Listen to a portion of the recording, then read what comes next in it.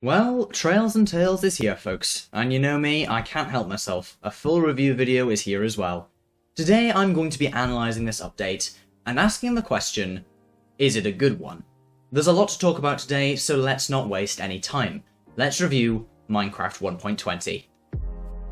The features of 1.20 can be grouped into three main categories: the good stuff, the bad stuff, and the weird stuff, which doesn't really fit into either the good or the bad. In this video, I'm going to tackle these categories one at a time, starting with the good stuff. There's quite a lot of good stuff in this update, and most of it revolves around one theme: decoration. From decorating our armor to new wood types, this has to be the greatest update for builders since at least 1.16. There are a couple of textures I'm a bit iffy on, particularly the very thick looking cherry leaves, but by and large this update is beautiful cosmetically and does so much right in this department. I think there are three reasons why Trails and Tales does decoration so well. First of all, it gives decoration function. Take chiseled bookshelves for example. They look really nice, they add a new bookshelf variant and have a beautiful side texture as well. However, they're also really functional. They can store both regular and enchanted books and can be used in redstone contraptions to output a signal. They not only look great, but they have a purpose. Secondly, it gives decoration personality. This applies mostly to armor trims, which are hands down my favourite feature of this update. They allow us to give our armor so much uniqueness and really allow us to make our gear recognisable as ours without compromising on the function. This addition will also be super useful on the competitive scene for telling teams or individual players apart. I don't think that my favourite feature of an update has ever been something cosmetic before, except perhaps with 1.12 where the only features were cosmetic. The smithing table has also been buffed again, and I think it's at a point now where it's really viable, as opposed to before, where you'd use it once to make netherite, get mending, and then never really use it again. Also, armor trims unique to certain structures encourage exploration in a massive way, which is something I talked about a lot in this video. We still talk about the changes to netherite later, but suffice to say that armor trims are one of the greatest single features added in a long time. Thirdly, 1.20 gives decoration variety. The new blocks added in this update are really pretty, and the great thing is that they don't all fit one palette. 1.16, for example, was a fantastic update, but most of the new blocks all, understandably, fell under the same theme. But this update gives builders real options. Both very obvious options, such as the bamboo or cherry wood sets, the first of which is much better than it looked at Minecraft Live, and also less obvious options, such as cherry petals or hanging signs. Hanging signs are really cool, and they fit your average build much better. In a medieval tavern, for example, a hanging sign above the bar doesn't actually look stupid, like a regular sign would have done. The new sign mechanics in general make them much easier to work with, and I'm a big fan of easy-to-use text. The cherry blocks in general aren't the greatest, but they certainly aren't bad, and if you dislike them, you aren't exactly forced to use them. Just because I don't always like the way a block looks doesn't mean it's necessarily a bad texture. These things are often very subjective. The cherry blossom forest biome is also decoration for the world itself, and I think I need a bit more time to make up my mind on how I feel about its generation. So that's decoration, which I think is probably this update's main strength. But there are a few other really good features which don't fit into a particular category. Before we get into those, however, I'd like to recommend this fantastic video by IBX Toycat about what makes Trails and Tales much more fulfilling than the other recent updates. It's a great overview video to watch once you're done here. But without further ado, let's cover the rest of this update's best features. This update also excelled with quality of life features, smaller features that aren't game changers but are just convenient to have. The new creative inventory layout is simply fantastic, and the changes to actually creating worlds are solid too. I don't think too much was wrong with the old system, but for newer players, this will definitely be a lot easier. In terms of actual mechanics, armor swapping is a really small feature, which is probably going to have a big impact, particularly in hardcore worlds or in PvP, where you might need to switch to an elytra very quickly. Also affecting PvP is the change to potion colours, which make identifying them way easier. The new music disc is cool as well, I guess. Aside from these smaller features, there are two others that the update gets just right: the new camels and the changes to Skulk. Camels are a really cool mob. They have enough depth and use that they're interesting, but they aren't too interesting that a random mob just starts stealing all the attention. Bees, for example, are a super small part of the game, but they have way more unique mechanics than cows or pigs, which are some of the players' main food sources. All this to say that I really like camels. I like that they're two-seaters, I like the dash ability, and I think the babies are adorable. I said this in my video on Minecraft Live, but one thing I would like to see is either camels being buffed when travelling on sand, or horses being nerfed when travelling on sand. This would increase their use specifically for desert travel, maybe when locating archaeology sites. Maybe they could even lead you towards desert wells if fed cactus, linking the features of this update closer together. Finally, we have the changes to Skulk, notably the addition of the calibrated Skulk sensor. Now, I'm a redstone noob, so I won't even attempt to explain this, but what I gather from those much more intelligent than myself is that wireless redstone has never been easier than it is now, and that this is a really cool new feature which will actually have some use in redstone systems. That's the redstone segment done, I'm not talking about it again, thank you. Not only is the redstone section over, it's also time to move on to what I don't like as much about 1.20. Fortunately, there's only really one thing in this section. Archaeology.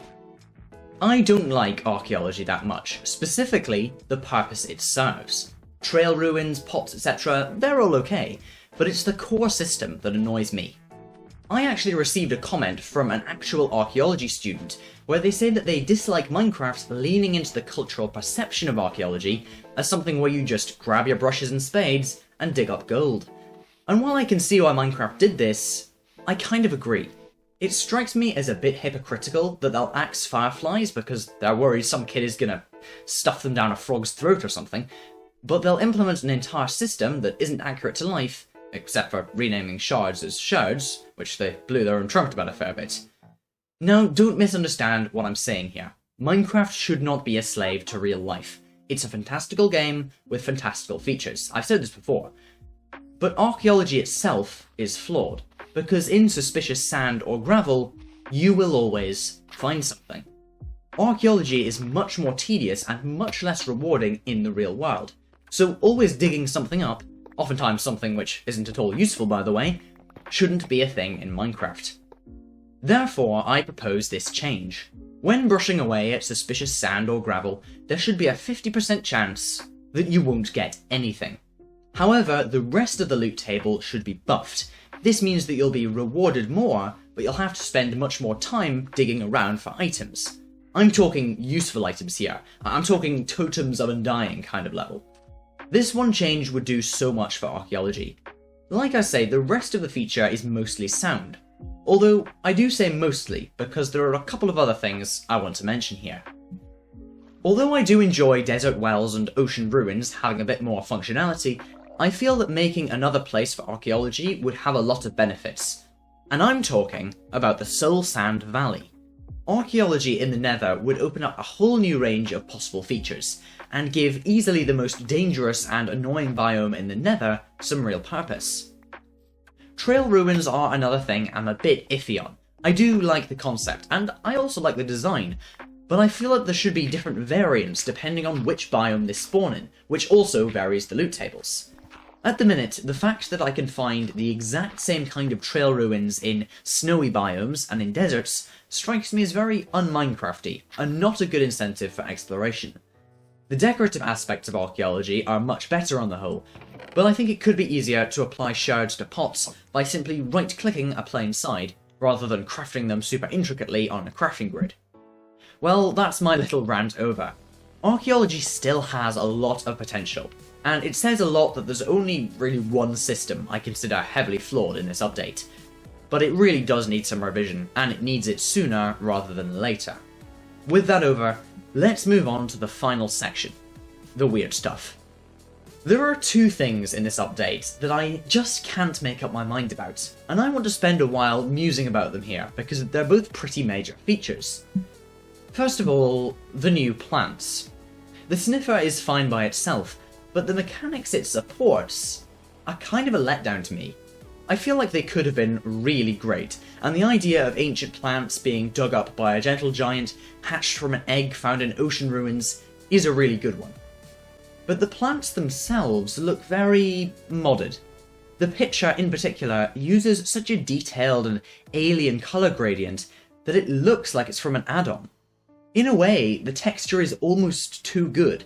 It's not blocky enough for Minecraft, which is, at the end of the day, a block game. Torch flowers are kind of a similar situation, and not having them go off light was a huge bit of missed potential. Since the only real use of the sniffer is to dig these things up, the mob itself suffers because of the plants being poor. That said, the concept is a really good one, and it could easily be turned into a really fascinating set of mechanics. That's why I've put it in the weird stuff section. But the sniffer and its plants are nowhere near as weird as the new netherite system. For those who don't know, 1.20 changes netherite upgrades completely. You now need a netherite upgrade template, which can be found in bastions, as well as the ingot and your piece of diamond armor. However, these templates can be duplicated so that you don't have to do too much wondering. When this was first announced, I admit I fell in love with it. It seemed like a great solution to a problem I've made a whole video about: how to fix exploration in Minecraft by encouraging active travel to find items which are actually important in specific areas. But then I saw this community poll by iCraftMC with 400,000 voters, and 75% of them said that they preferred using just ingots with the old system. And the comments convinced me why. The idea, again, is a good one, and it does fix the exploration problem. No, the issue here is that it makes netherite not just challenging to get, but downright tedious. Ancient debris is pretty rare, and it takes a while to collect enough for a full set.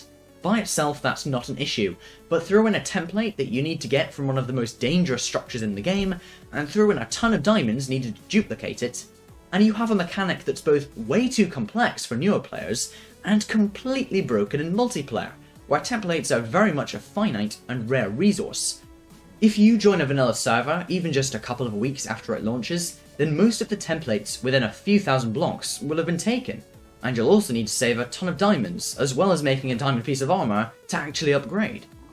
Mojang needs to consider the effects that their choices have on multiplayer. Netherite upgrades do solve a lot of issues, and they were certainly a feature that could have improved the old system. But not enough thought was put in on the meta implications of changing such an important material and how to obtain it. Definitely a weird feature. And those are most of the features covered.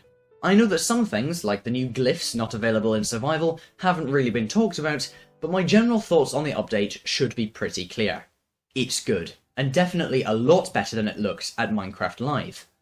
For the record, I actually really appreciated how Minecraft Live worked this year, even if I didn't love it at the time, as evidenced by my older video on the topic. It was great to see the devs continually reveal more features over time, and it built up the hype considerably, rather than them telling us 90% of the content at Live, delivering on half of that, and having maybe one surprise feature later in the update. This transparency is really good, and better than anything we've had since 1.16. The main flaw of this update is the archaeology system, and the sniffer and netherite mechanics could also use a bit of tweaking despite having pretty good concepts behind them. Overall though, I'm massively positive about Trails and Tales. It overhauls decoration and gives a ton of worthwhile quality of life improvements to the game. If I was to give it a score out of 10, it would probably get a 7 or an 8. Not perfect, but very respectable. I'll see you in a couple of weeks with my next video, and I hope you enjoyed this one. If you did, consider subscribing. This has been Magma Melon, see you next time.